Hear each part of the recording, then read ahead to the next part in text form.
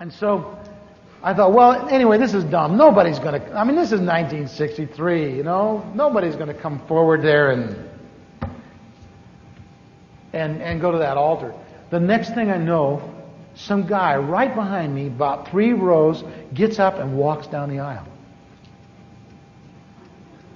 I watched him. I thought, he got one! I guess he felt the same way, because now he really got excited. He started talking faster and faster. And this guy came and stood there, and the next thing I know, this mother and her daughter, a teenage daughter, got up from the other side, and they started walking forward, and they were crying. I thought, oh no. I was so embarrassed. Public display of emotion, you know. I couldn't believe it. They stood there for a few moments, and then the guy said, now we're going to go into the inquiry room. And so I turned and I said, what's the inquiry room? Dick said, I don't know. I never been in there. You know. I said, what do they do to him? I don't know. I said, well, what's an inquiry anyway? He says, I don't know, John. I don't know the answer to that. And I said, well, when are they going to let us out? He says, real quick now. So all of a sudden, it was time to go. You know that feeling? I grabbed my kids, and I started towards the door, and I'm going as fast as I can go. And as I'm going out the door, here comes Dick and Lynn, my friends, and they're coming across the lawn, and Dick waves at me and he said, well, John, how'd you like the church service? I said, oh, man, that's the weirdest thing I've ever seen. That's the strangest, I mean, that's a weird group, man. I mean, why would it, that's weird, man. Those people are weird in there. How often do you have to do this? He said, well, I was going to invite you back tonight. I said, you go twice on Sunday? He said, I go every time they open the doors. And I could see in his face that his feelings were hurt. I said, you don't like these people, do you? He said, I love them, John. Well, about then, it was just after the Korean War, and they were talking about brainwashing in those days. And I said, man, they've washed your brains. You're going to become one of them. He said, John, I already am. And I said, that's too weird, man. I could never do it. I could never join up with those people. Look how they dress. Look how they talk. Look how they act. Man, they're weird. I can't relate to their father and all. I can't relate to that, man. I can't do it. While I'm saying that, my wife's going, yes, we can. Yes, we can. We can do it. So we get in the car and we argue all the way home. And as I said earlier, that's the tradition. That's what you do coming. That's what you do going. So we get home, and a few days later, we get this phone call, and Lynn is saying, will you come to Bible study? I said, what's Bible study? Well, we all gather in our house, and we drink coffee and eat cookies and talk about the Bible. I said, do you do it very long? And she says, oh, a couple hours. A couple hours? I said, I can't do it, man. All I got is one night a week off. There's just no way I can do it. She said, what night is it? And I said, well, it's Monday night. And your group's on Tuesday night, right? Or it was something like that. About an hour later, we get a phone call. Well, it's switched.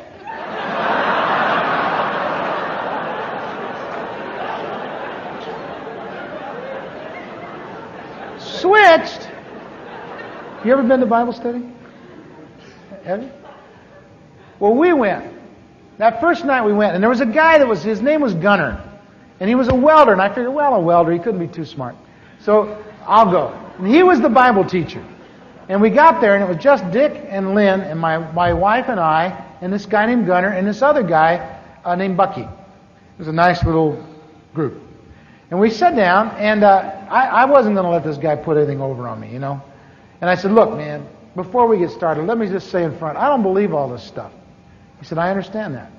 And I said, besides that, I don't want to know about, I want to know about God. I've been trying to find out about God, and all you guys do is talk about Jesus. And I don't want to talk about Jesus. I want to talk about God. He said, well, that's because you don't understand that Jesus is God. I said, where does it say that? And so he began thumbing through the Bible and showing me different things in the verses. I mean, I didn't understand most of what he was saying, but he talked and talked and talked and talked and talked and talked, and he talked for about a half hour.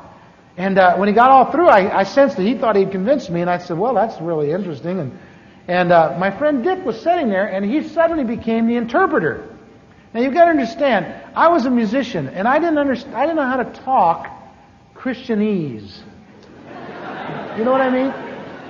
I mean, somebody would say, praise the Lord, or something. I remember a few weeks after I was there, somebody walked up to me and said, have you been washed in the blood, brother? I thought,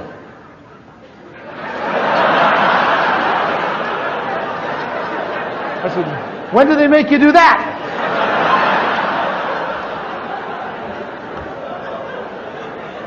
And so I had a hard time with some of the images, and the concepts that they were putting at me. And so my friend Dick, he interpreted for me. This guy would talk a long time, and then Dick would just sort of summarize it, in a phrase that made sense to me. Well, that's the way the evening went. After about 2 or 3 hours, I was really getting into it. You got to understand, I was a night person. I was used to be, I was really awake at 11, 12, 1, 2, and 3. That's when I did my best work. And so this guy, he's a welder. He gets up early in the morning. So about 11:30 or so, he's getting, and I'm saying, well, you can go in a minute, but answer me this. And then I would ask him another question. And then another question. And he kept saying, boy, this guy's hungry. And I said, no, I ate before I came. I'm not hungry. But tell me this, Tell me what this means, and tell me what that means. Well, it was the greatest night of my life. I went home so excited I couldn't sleep. I stayed up all night and read the Bible. It was wonderful. I finally had some grasp of some ideas and some concepts. I finally had someone I could talk to. Well, it turned out to be Tuesday night. Tuesday night became the focal point of my life. I would wait all week to be there. We would drive up into Yorba Linda. We lived down in Fountain Valley area. We would drive up to Yorba Linda about 2 o'clock in the afternoon and just drive around because we thought God lived up there. And we just drive around and talk about Him, and read the book and talk about all the things we were learning. We were super excited. Weeks went by. We didn't understand all the issues. I didn't know that what the Bible was. I didn't know who Jesus was. I didn't know what He had done. And it took weeks to get you just don't understand. I didn't have any grasp of it. It wasn't simple for me. It was very complex, all of these things. And over a period of weeks, it began to pull together. And finally, I got the idea. Jesus is the Son of God. He died for sins. People have sinned. I understood that. It made sense. I didn't think I had sinned, but I understood that others had. And so one night, we're all talking on this thing, and all of a sudden, my wife says, I think it's time to do something about this. And the guy closed his Bible, real clear. And I thought, oh no. And he says, so do I. And my wife and he are talking, and I'm watching him, and the next thing I know, she's kneeling on the floor and talking to the plaster. And she's saying, oh, God, I'm heartily sorry for my sins. I thought, well, what'd she do? Because she was a good guy, I mean, I knew her. I'd known her real well. I thought she was a pretty good guy, Not as good as I was, but a good guy. And so she's talking, and I'm thinking, this is really strange. She's doing this thing that they've all done. And I said, 1, 2, 3, wait a minute. And I'd been on a few stages in my life, and I knew it was about time for me to do my turn. When she finished, it was my turn. And I sat there and I thought, oh no. They're not going to I'm not going to do this. And I remember I was sitting there and I was in the captain's chair, and I had a hold of both handles. They're not going to drag me out of this chair, And I'm sitting there, and the next thing I know, I'm on my knees. Now, I don't know, to save my life, I don't know whether I got out of the chair or was shoved. I know theologically that that's very important, but I've never been able to figure it out.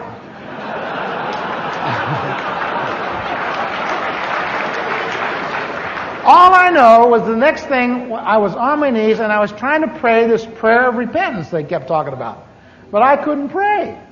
All I could do was go, for hours.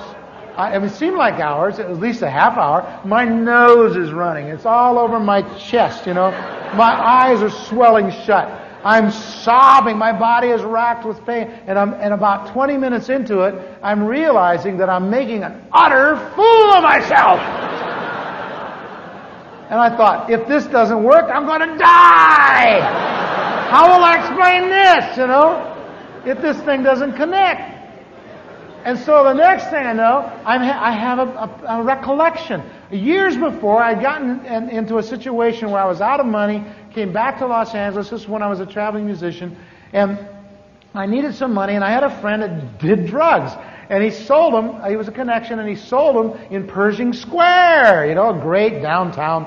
If you haven't been to, you missed it. You had to be there. You had to visit it once to understand it. Pershing Square is a notorious park in the center of Los Angeles. And so I went down there to find my friend who I knew would have some money because drug dealers always have money. And I needed some money. I wanted to borrow some money from him. And while I was waiting for him, it was kind of a miserable day, kind of rainy and everything. I was waiting for him to come. And here comes this guy walking along, and he's got one of these signs, like an Eat at Joe's type of sign, you know, front and back. And on the front it said, "I am a fool for Christ." And on the back it said, "Whose fool are you?" Well, when I saw it at the time, I thought, oh, weird, religious weirdo, you know, he went by. But here I am, all these years later, I'm kneeling on my friend's living room floor, I'm sobbing, I'm suddenly realized that I'm making a complete fool of myself, and I remember that thing. I thought, that's it. That's it. I'm going to be his fool. That's it. And I resolved in my heart at that moment that from that point out, I was going to do the foolish thing in the eyes of the world. I didn't know it was going to be the foolish thing in the eyes of the church, too.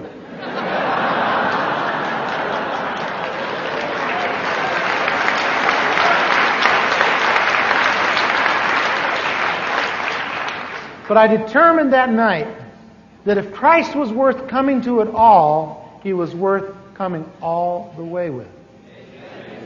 And so I got up from there and I made a fool ever since, wherever I could be, in every way that I could. But my heart's intent has always been to be his fool.